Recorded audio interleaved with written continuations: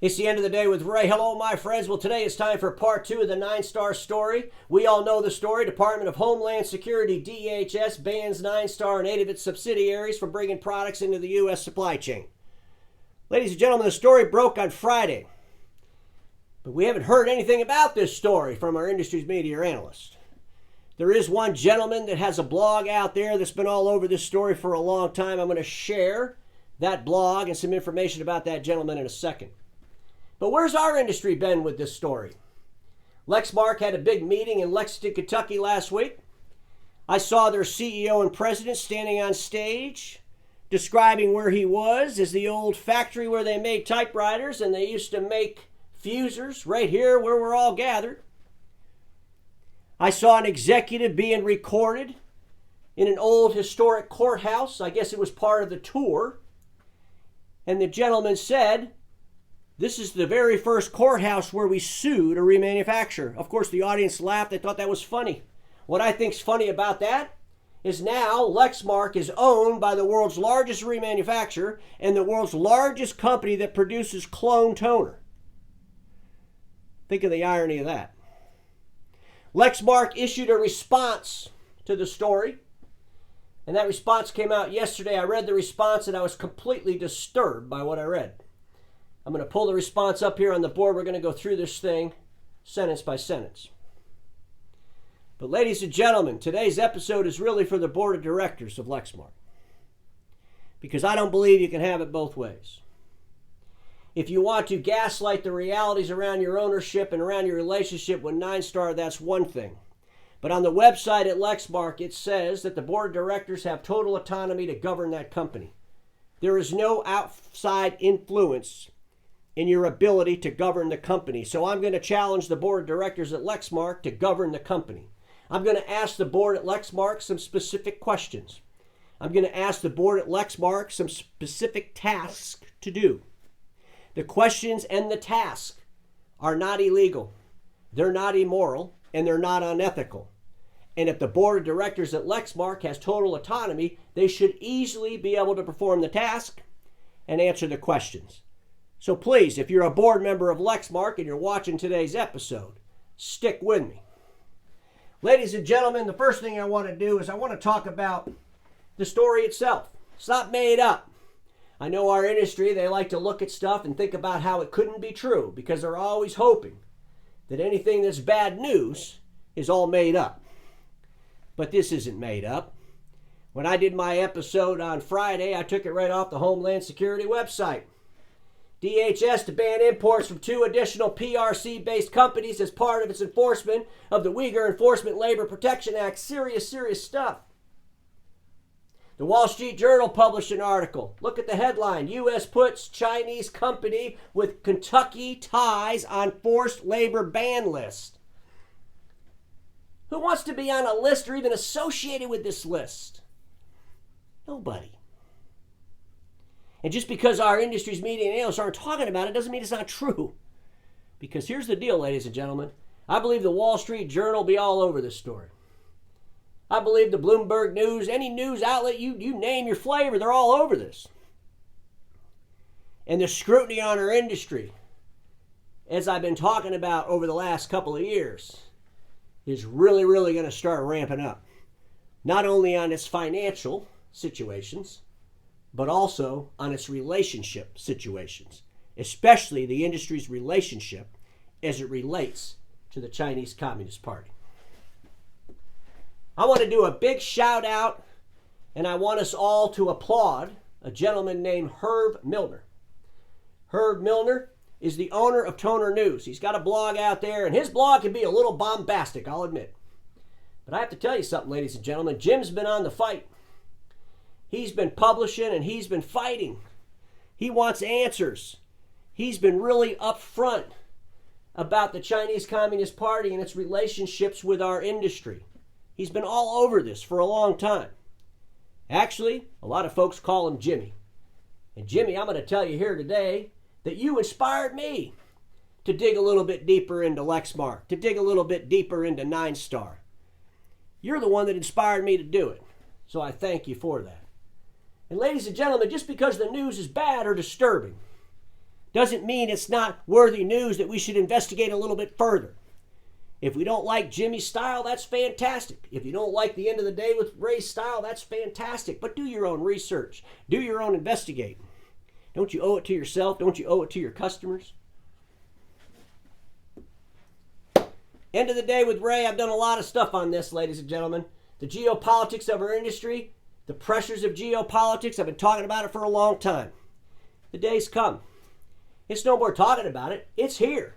And we're going to have to figure out how to deal with it. So now the conversations are going to be about the realities of the geopolitics. The conversations have to be about the ownership of these Chinese-owned companies and what they're doing in our industry, what they're doing in China that affects our industry, what they're doing that's not only illegal, but immoral, unethical, and disgusting. We need to know these things.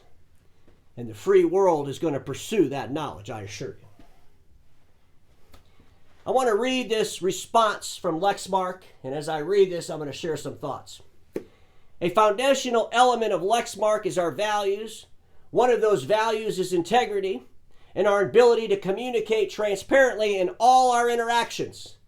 One of those values is integrity and our ability to communicate transparency in all of our interactions. This first sentence causes one to question, and when I say one, I'm talking about me, Lexmark's integrity. And the reason I'm questioning your integrity, Lexmark, is because the transparency in your ownership is like a shell game. It's completely distorted. Make it clear. Make it clear. And then you could say that you have transparency in all your interactions. On June 9th, the U.S. Department of Homeland Security, DHS, announced actions to restrict goods produced by Ninestar Corp., one of Lexmark's many suppliers, from entering the United States. Lexmark learned about this action when it was announced. That paragraph makes me question your integrity, Lexmark. Describing Ninestar as one of your suppliers is misleading at best. Ninestar might deal with other suppliers as they're manufacturing the Lexmark printer, the Phantom printer, the GG printer, the Ninestar toner.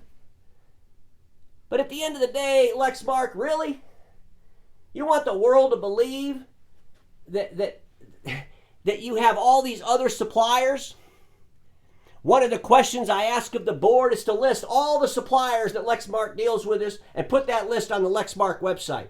So you have total transparency in all your interactions. And then maybe I won't question your integrity. Lexmark is not connected to the action taken by the DHS and is not part of the order. We continue to operate as an independent company headquartered in Lexington, Kentucky. The allegations made against Ninestar by the Forced Labor Enforcement Task Force are serious and do not reflect the standards we demand of our supply chain. I believe it's a gaslighting going on here. And here's the deal. If you demand certain behaviors of your supply chain, that means you investigate your supply chain. That means as part of your supply chain, Ninestar Corporation, which owns over 62% equity in Lexmark, well, they just got hit by the DHS. Well, if you're investigating your supply chain, why didn't you bring this to the Department of DHS? Are you the ones that reported Ninestar? Are you investigating all aspects of your supply chain? Are you being totally transparent in all your interactions? Or are you just going to wait for something the majority shareholder of your company does and then say, oh, well, we didn't know they were doing that, but what they do there doesn't affect us over here?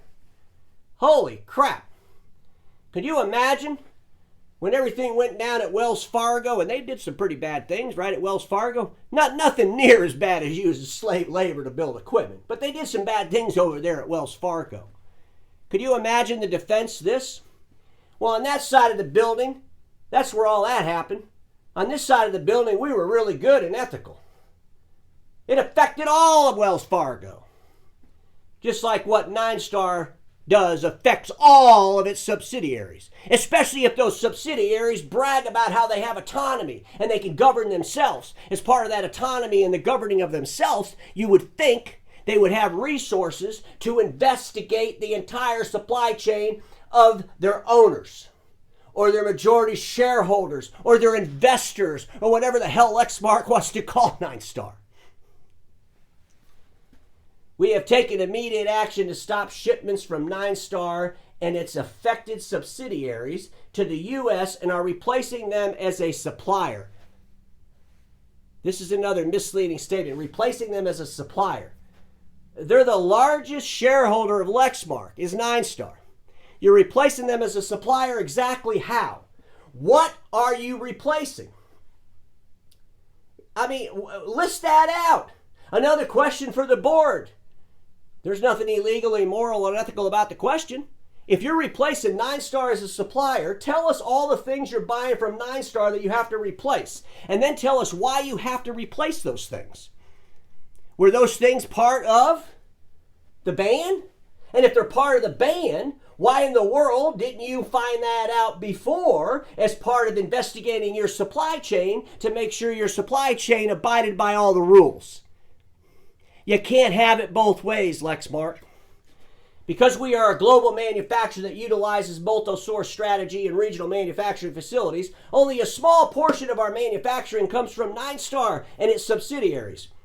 We don't anticipate significant business disruption from this order. Holy crap, this absurdity.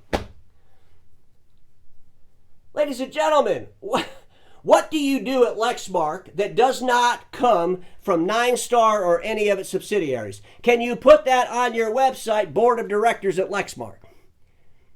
That's not illegal, unethical, immoral. Can you do it? We are committed to ensuring that all Lexmark suppliers adhere to the highest standards of compliance, security, and social responsibility. Our labor practices, including memberships and participation in the Responsible Business Alliance, are designed to actively identify, prevent, and deter human rights abuses in all forms, including, but not limited to, forced labor. Again, if the board has all the autonomy to govern themselves, they should be making the investments to make sure they're governing any of their relationships, including the majority shareholders or their investors, as Lexmark calls them, called Ninestar. Last sentence. Rest assured that we are taking action to mitigate this serious situation and will keep you informed. I didn't like the word mitigate. And I wanted to put the definition up there, just in case somebody doesn't know what mitigate means. Make less severe, serious, or painful. I would have rather had to say this. Rest assured that we are taking actions to investigate and discover all of the violations of Ninestar, a majority investor, as you might call them, or our owners.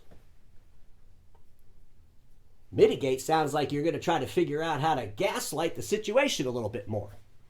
And ladies and gentlemen, I'm sure if you're in the industry, the only thing you're going to see from our industry's media or analyst is a copy of what Lexmark published yesterday. I wanted to find out where all this stuff's made. I was talking to some friends of mine, they're like, well, Ray, they got manufacturing facilities here in America. They're making stuff here. Ladies and gentlemen, there's a website out there called productforum.com. Look, productforum.com, they might have some of this stuff wrong. I'm not saying this is 100% accurate at all. But as part of any investigation, you got to start investigating stuff. And then you can start asking questions. When I saw this website, I thought of something fantastic that our friends over at Lexmark can do. And I'm talking about the board of directors, because they have total authority to govern the company the way they see fit. I think on your website, you should have productfrom.com yourself. And just like this website, Lexmark products by country of origin. It tells you what they are. China, 545 products made in China. Japan, 23 products. Mexico, 144 products. Philippines, 16 products. Poland, 3 products. Taiwan, 6 products. Thailand, 7 products. The United States, 34 products. There must be a massive facility out there where they're making 34 products. The bulk of what they're making is in China. 545 products. But like I said, what I just asked Lexmark to put on their website is not illegal, immoral, or unethical. put on your website where all your products come from by description. Let me show you how detailed this website is. I just looked at the China products and the U.S. products. Keep in mind, there's 545 products made in China, so they're not all here. But you can see a whole lot of MFPs, right? A whole lot of them. A whole lot of printers made in China. Here's what we're making in the United States. We're making 9 printers. And I believe the 9 printers we're making are pretty much the same printer. One's got a duplexer, one doesn't, if you will. We're making 1 stand model here in the United States. 1 stand. There it is. And we're making 1 maintenance kit here in the United States. 1 maintenance kit. And we're making 23 different toners here in the United States. Lexmark, I think it would be awesome if you did what this website did and put it right on your website and list out all the products and their origin. Especially when, as you call them, your largest investor, or you just say investor, you don't even say your largest investor, you just say your investor, is in trouble with the Department of Homeland Security. You would think you'd want all this to be out there, right? Being transparent with all of your interactions. Lexmark's big facility. I put a picture of Alan, their CEO. He was at this meeting last week. One of the videos is floating around the internet. It's him standing on stage talking about how they used to make typewriters, they used to make fusers here. And at the end of the day, I got to ask them a question. What are you making in your Lexington factory? I've been there a couple of times. It's been pretty empty for the most part. What are you making there? Where do you manufacture in the U.S.? I'm going to ask the board a question here. It's not illegal. It's not unethical, and it's not immoral. And if the board of directors at Lexmark can make all the decisions, I would like an invitation to go to all of the manufacturing facilities that you have here in the United States, and I want to bring a film crew in there, and I want to record, and we won't record any secrets. I just want to see the manufacturing going on. I find it kind of funny that here we are talking about we're in this building with all these dealers gathered around for a meeting in a place where we used to manufacture typewriters, we used to manufacture fusers, but I didn't see any videos anywhere. As a matter of fact, I have never seen a video online about Lexmark manufacturing in the United States, anywhere. I've never seen any video anywhere. Maybe it's time Lexmark starts publishing some of that stuff so the world understands what they're doing. Ladies and gentlemen, I want to talk about the ownership of Lexmark a little bit. It goes back to 2016. Lexmark International was acquired by a consortium of investors comprised of Ninestar Corporation, PAG, Agent Capital, Legend Holdings. It doesn't say Ninestar or Lexmark got an investor. It says Lexmark International Inc. was acquired by a consortium.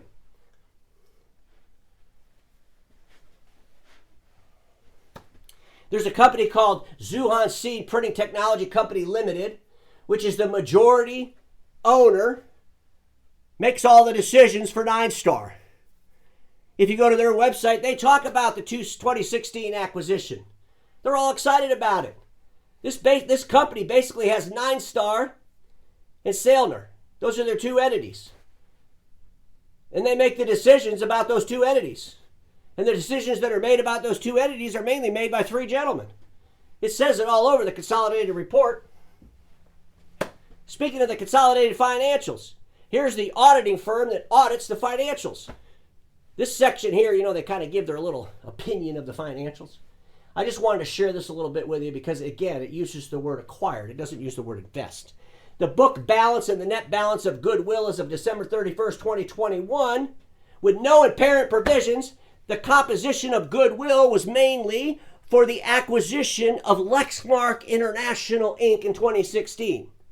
The goodwill that's sitting there on the books is not about an investment made in Lexmark. It's about the acquisition of Lexmark.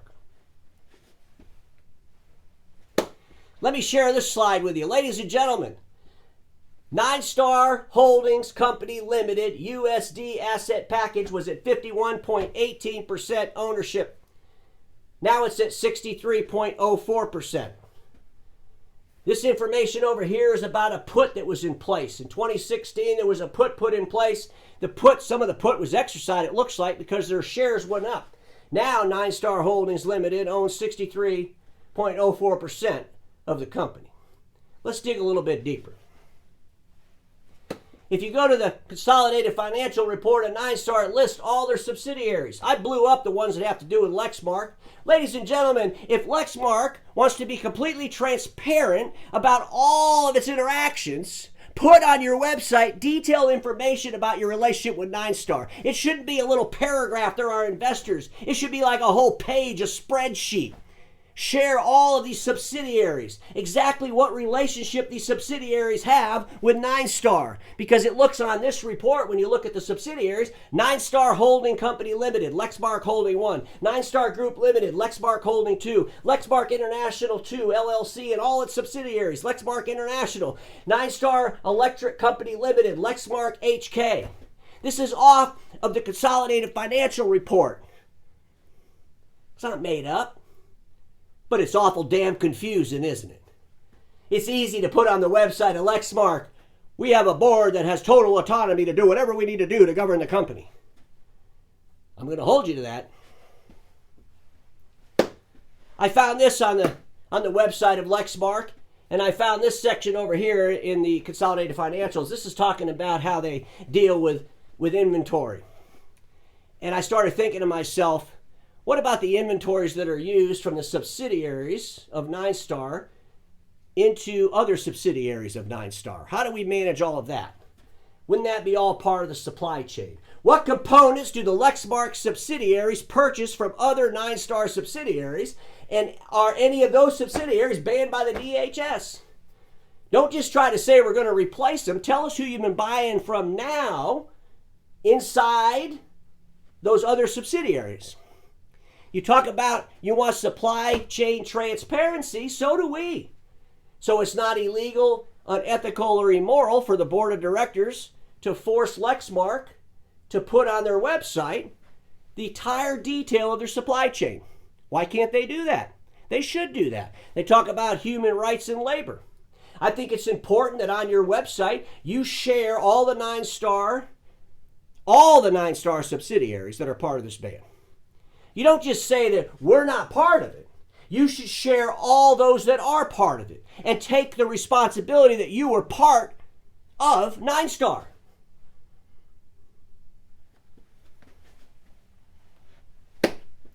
Here's the board of directors. There's their names. Ladies and gentlemen, the board of directors cannot have it both ways. You cannot say that you have the power and total autonomy to run that company unless you're willing to completely be transparent about all of the things that are going on regarding Ninestar. Completely transparent about the ownership. And ladies and gentlemen, now I'm going to ask you some questions. I don't need to read this off the website where they talk about how they have total control and blah, blah, blah. Let's just give them the assumption they have total control. Here's my questions. Will the Lexmark Board demand Ninestar to produce a complete supply chain map and then have the DHS audit it? You need a complete supply chain map of everything Ninestar does. There should be a complete supply chain map so everybody in the world knows what this is. And Lexmark and the board of directors, will you put that on your website? It's not illegal, it's not unethical, it's not immoral to ask you to do that. Will Lexmark Board mandate Lexmark website include all ownership relationships regarding Ninestar as well as Zuhao Technology Company Limited? Will you do that? Will you finally clarify the ownership and put it on the website? Will Lexmark Board share the list of all Ninestar subsidiaries which are included on the ban on its website? I got to ask that again because I think that's important. Prove to us that you have autonomy to run the company as you see fit. Will Lexmark Board mandate that all financials are posted on website quarterly in English like every other OEM in the industry? Lexmark, every OEM, I do them all the time. I go to their websites, I find all their financial information. I'm digging through it. The only thing I have to do is translate the Forex, translate the dollars, right? Yours are all in Chinese. All in Chinese. Why is that? If you want to be totally transparent about all your interactions, wouldn't it be nice if people could go to the Lexmark website every quarter and look at the financials of Ninestar, your investor? Will Lexmark share manufacturing locations of all its products? I already gave you the invitation. Invite me. I'd love to go do some videos at all of these manufacturers of all the products that you're manufacturing here in the United States. Will Lexmark Board make available its articles of incorporation? You want to talk about how you're an independent company and all that? Share your articles of incorporation. Put them on the website. Here's our articles of incorporation. There's so many questions I could ask of the Lexmark Board, and I'm sure as the episodes continue, because this won't be the last one, I assure you, I'll come up with some more questions. And I'll make sure the questions are legal, moral, and ethical, because like Lexmark says on their own website, they have autonomy to make decisions. They should be able to answer questions and put those answers on their website. Ladies and gentlemen, you need to do some research on this, what's going on over there in China, around the Uyghurs and all that stuff. Do the research, because it's not a good thing. And we don't want to do business with anybody that's doing anything in any kind of way, shape, or form similar to what's going on in China. We got some OEMs out there that have some thinking to do.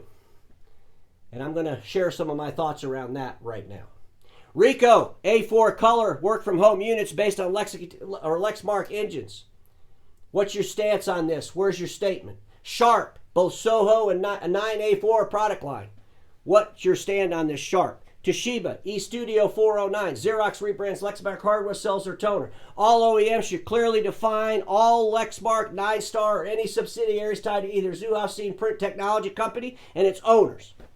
Side note, does Lexmark promote any other Ninestar subsidiaries such as Static Control? What other relationships have you formed that you're actually taking out of the marketplace today with the other subsidiaries that Ninestar owns? Those will be involved in further episodes. That's why I'm asking the question. When does the money become less important than the principle? In the meantime, we must know the realities. Ignoring them is no longer an option. I'm going to share with you a couple of thoughts as I wind today's episode up. What I find real disturbing, and this is to all of my friends that sell supply and service print equipment here in the United States. Actually here, anywhere in the free world. I've been on some of the blogs out there, and I've saw some of the comments. And when people are saying things like, oh, we better buy up all the toner before we don't have any. Is that really what you're thinking? Are you sure the toner you're not buying up wasn't put together, wasn't manufactured somehow, didn't have something to do with the Uyghurs, with crimes against humanity, if you will? A lot of the conversations I'm hearing regarding Lexmark, regarding Ninestar, are about the money. I get it. Capitalism is a tough, slippery slope sometimes. But ladies and gentlemen, we need to know the facts around this. And we need to understand those facts. And Lexmark shooting out an 8.5 by 11 response with a bunch of buzzwords and nonsense as far as I'm concerned isn't getting to the bottom of this. And it's not about, let's buy all we can now before we can't get it anymore. Is that what you're going to tell end users across the free world? Thankfully, we were able to pick up a bunch of machines that were part of the Ninestar ban before they couldn't get any more in, so now we can sell them to you. Is that the message you really want to share with your end users? We need to take a stand against this as an industry. Where in the hell is the BTA and the CDA and all the organizations around this? This is a big deal. It can't be about the money. It has to be about some principle. I get it. I'm a little bombastic sometimes. Some of y'all didn't like the satires I put together regarding the Chinese Communist Party. I really don't care, because I'm trying to bring awareness to a problem. And guess what, ladies and gentlemen? Now it's not just me the end of the day with Ray. Now it's not just my friend Jimmy with Toner News. It's the Homeland Security Department. It's the Wall Street Journal. It's the Bloomberg. It's all the news media. This isn't going away by any stretch of the imaginations. So again, I'll close with this. If the Lexmark Board has total autonomy to run that company and govern that company without any influence from Ninestar or the Chinese Communist Party, I strongly suggest that you start governing that company and you become more transparent so that the whole world understands exactly what's going on with Lexmark. And we don't have to spend $14 days digging through consolidated financials, translating Chinese financials to figure out the real story. Tell it to us. Because the story can't be illegal, can't be immoral, surely can't be unethical. Let's share it, because everybody watching me knows this. Status quo is the killer of all that'll be invented. Don't get stuck in status quo, and I'll see y'all tomorrow.